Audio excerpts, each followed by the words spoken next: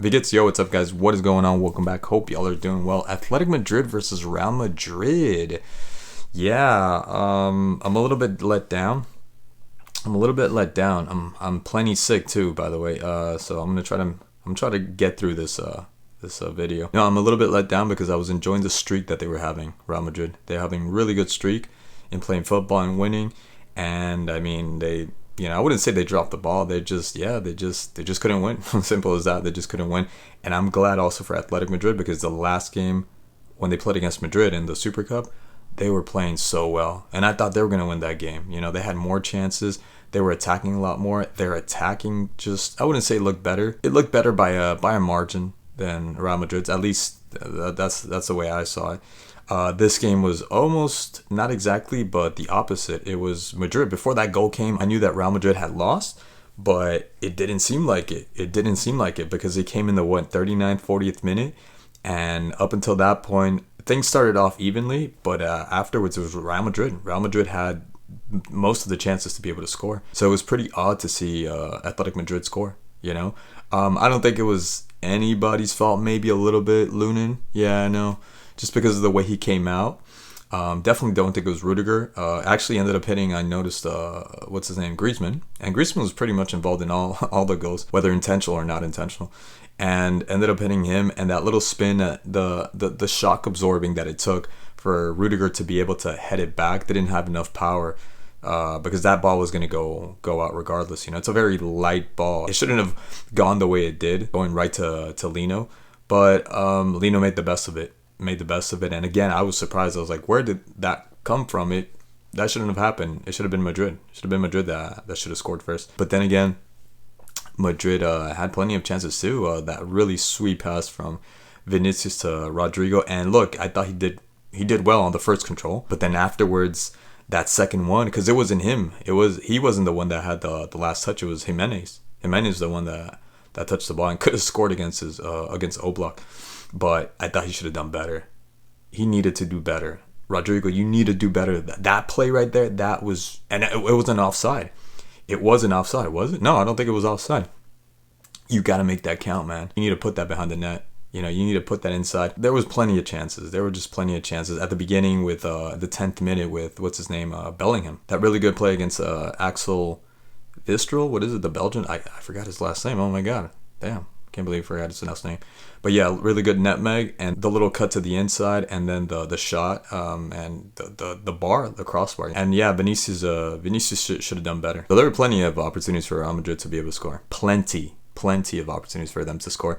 And obviously their first goal was, that screw up from Oblak.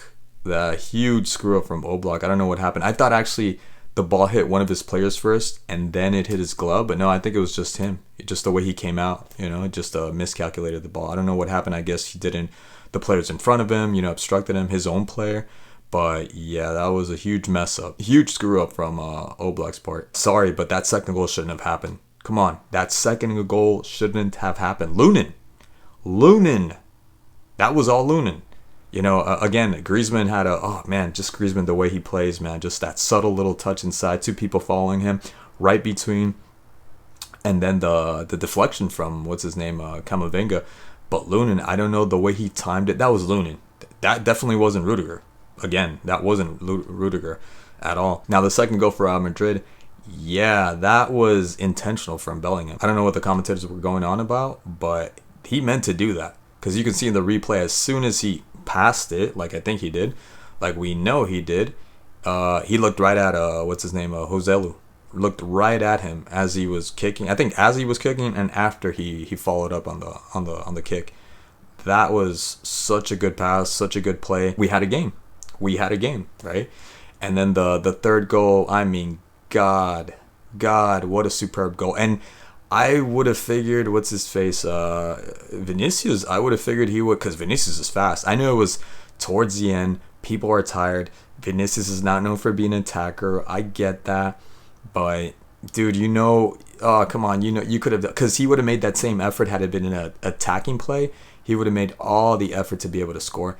So why not, knowing that who's at the end of that ball, or who's behind that ball, Griezmann? Come on. And he almost fouled him. I thought I thought it could have been a penalty, had Griezmann fall, but Griezmann knew he was going to be all alone, and that confidence also, like I love that. That's the way we should play football. That's how we should keep football a healthy ecosystem of football. Not diving when you don't need to do that. Yeah, you can probably get away with it because Griezmann could have probably gotten away with it. He would have gotten a penalty, but I'm so glad he didn't do that. So glad he didn't do that. And then look again, Lunin could have look. What's the difference between a Courtois and a Lunin, right? People would say in that play there, because it's a closed angle. Come on, give me that. It's a closed angle. Courtois. A lot of people would say Courtois would have blocked it. Had it not been Lunin and let's say it was the opposition, it was Oblak or someone else, that Kepa, right? It looks like a lot of people don't like Kepa. He would have blocked it. He would have blocked it, right? Courtois would have blocked it. So why doesn't Lunin block that? So that's what I mean when I said in the last match, I think it was against Atleti Madrid, or I don't know was it against Barcelona that they played? I think it was against Barcelona. I don't know, but I said that Kepa's just as good as a goalie as Lunin. And he's just having a rough start, a rough season. It's hard to get integrated into a team. How long has he been, in Real Madrid? Couple months, I think, right? So, and he had a phenomenal season at Chelsea. Yes, other seasons that I wasn't watching, people have told me that, he wasn't doing so well. But again, it's a small margin. There's not that much of a difference. There's not this huge gap between Lunin and Kepa. He messed up that second goal. That was Lunin. Right there. This third goal, you can argue Lunin could have done better. Like someone that's better than Kepa. And Kepa, I think, overall, as a whole, in general, if we're speaking in general, he is a good goalkeeper. So Lunin needed to do better, But again, the class from Griezmann. I mean, just the way, these balls that he's able to control, that, these pop flies. And most of the time, you let the ball, bounce because you're not sure. You're in the middle of the field. Or, you go ahead, you're going to head it out, or you're just going to head it forward. Just anywhere. Just it has to go forward and not backwards. And yet he brings it down. He spins around. He knows how to trap it. He knows exactly what to do. What a great player. Amazing player. And then I thought it was ridiculous because of the trajectory that he took when he went to Barcelona. I said this many times, and I feel like nobody voices this, but he should have stayed where he was great. Athletic Madrid in the last 10 years has been at the summit, right? From what they used to play, at least when I used to watch them in the 2000s. I don't ever remember Athletic Madrid being that big of a team. I remember Valencia being a bigger team. I remember Deportivo de La Coruña, them being a big team as well, but not Athletic Madrid. Not maybe for a season, but I don't remember them being consistently like these other teams that I mentioned. I think Real Betis was there as well, and Malaga probably, and then the usuals, obviously Barcelona and Real Madrid. Sorry, but Athletic Madrid weren't, so it just bugged me, and I wasn't watching football at the time, but it bugged me. I mean, so much, to such a degree that this guy wanted to go play to Barcelona. I'm sure it was his high school, I don't know, his childhood dream or whatever. But look, dude, you are doing so well. And that was around the time when he said that, controversial statement of, I dine at the same table, or I can eat, I think, at the same table as Messi and Ronaldo. Like, whatever. Yes, no, you can at all. What are you talking about? You're crazy to even say that. But stay where you're, like, just killing it, right? And to think that he broke this guy, Aragonés, the record of the best goal scorer of all time for Athletic Madrid, and you're not even a center forward. You get me? Like, that's nuts. I know we're playing more games nowadays, but dude, like, stay. Like, you should never have left, right? I get that you want to win trophies. I understand. I don't think it's crazy. It's schizophrenic to think something like that. Like, what is this guy, short-circuiting, for him to say something like that? No, I get that. You want to go to these teams because these teams are known for winning trophies, are known for winning tournaments, competitions. That's what you want to do. That's why you're going there, right? And then to fulfill that dream, right? Look, I salute Mbappe for not going, as of yet, to Real Madrid. That whole, BS of, like, I got to go play for my, again, childhood boy club because my hero used to play there, like, no, I'm going to wait. And the same thing with Griezmann. You're doing so well. Why not take a team like Athletic Madrid and try to win? Make history. You're going to stay there. You're going to make history for sure. You're staying there. You're going to play. Why not stay and actually try to play there and try to win the Champions League? Like they did. They almost did twice, right? They got to the final. Why not do that? Coutinho, the same thing. Why not stay in Liverpool? What's his name? Holland. Why not stay in Borussia? Remember when Borussia played against Real Madrid? That was beautiful when they got to the final. Like, who didn't enjoy that? This team that is a known team. People know about Borussia Dortmund, but they're not a team like, again, like Barcelona, Real Madrid, right? Manchester United, Liverpool, what have you. But why not get this team to grow, to make them, one of those teams, to get to that point, to get to that level, So while at the same time I applauded him for this game, he was just magisterial. He played champagne football. That's the definition of champagne football. The way he played, just so elegant, so calm, not nervous at all, not agitated, not afraid to get the ball, not afraid, absolutely knows exactly what to do whenever he gets the ball in any space, any spot. It's crazy. It's like he literally has eyes behind his back. He just plays like he's above in the stands, and he knows exactly where everybody's positioned, how far away, how close the opponent is, how, again, where his teammates are at. It's just impeccable the way Griezmann plays this game. And I saw him in the other game too, but this game just like made me realize like, wow, this guy's amazing. And to think, I think I heard that at one point in France, like, is he overrated?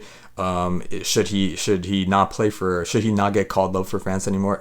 Absolutely not. What a player. So again, I don't want to take anything away from the guy, but it just pissed me off that he did that he ended up going to Barcelona, right? For the money and I don't know, for recognition, trophies and all that stuff, right? I get that that's important, but you already have so much, again, the definition, like we hear this all the time, but be happy where you're at. You were at a great club, at a really good club. Why'd you leave? And then again, that Netflix documentary, I just did not like the kind of complaining and whining. It was just the same rhetoric that everybody, talks about. So really, really good game, man. They went to extra time, overtime. And the better team won. Athletic Madrid. I mean, they gave it all. I mean, that the last goal where Simeone went to went to celebrate with the team, that was crazy. And then again, Vinicius, dude, you don't need to do that fighting with Simeone. Come on, dude. Like that's not necessary. That's so childish to do something like that. That's why sometimes like I can't stand Vinicius, because he kind of brings it upon himself to do these things. Like these unnecessary antics of his. And such a great player. And right now, appreciate where you're at, where you're playing amazing football.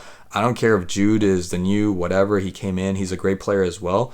But you're still integral. You're still very important to this team. So don't waste it away by getting a yellow, by getting a red, getting sent off, and then you can't play, let's say, the next match had they won this game. Don't get injured. It's fun too. I like the whole showmanship. I like the the little tricks and the good antics, with the skills, right? But the rest, just try to leave it behind as much as you can. Bellingham, he was playing really good at the beginning, but then afterwards just kind of started to, but amazing player. What can I say about this guy? Just so powerful and so elegant at the same time. There was a play that he went between two people and like nothing. It was Zidane, it was a reincarnation of Zidane. Amazing. But again, bravo to Athletic Madrid. Athletic Madrid played an amazing game. I hope they're in the final against Barcelona. I want them to do the same thing they did it to Madrid. I definitely want to see that against Barcelona. And I think I will go, almost 100% for Athletic Madrid. So that's it. That's all I wanted to talk about. Thank you so much for watching. And as always, I'll catch you guys in the next one. Peace.